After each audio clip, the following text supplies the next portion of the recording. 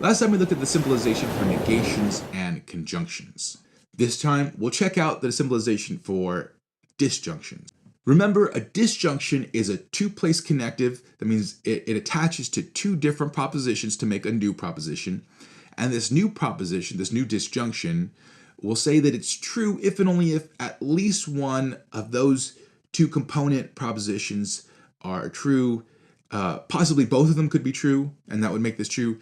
And it's false if and only if both of those disjuncts, both of those component propositions that go into making this disjunction are also false. We're going to symbolize this with a symbol called vel, which is this little V here. I always heard it called a wedge, so I apologize for 11 years of students that I've misinformed apparently. Sometimes with the conjunction, they'll use the ampersand symbol, and I said for the negation, they'll use a tilde.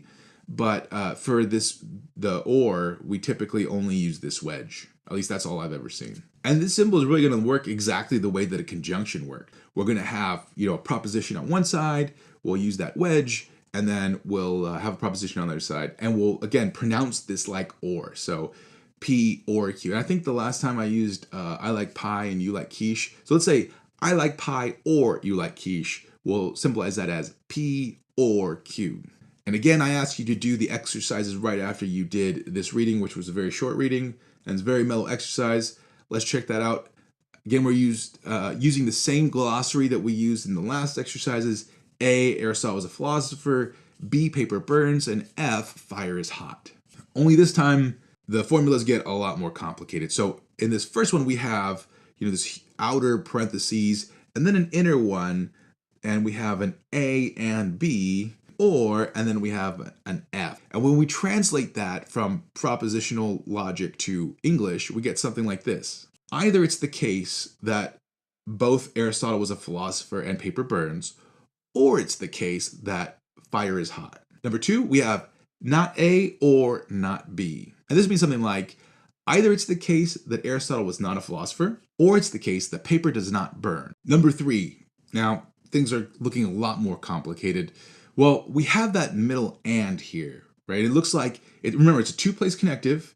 One of the places, one conjunct, it looks like, is A or B, and the other conjunct is not both A and B. And I think one of the confusing things here is that you see that not sign, and then you see the parentheses, and then the A and B. So remember that a negation is a one-place connective.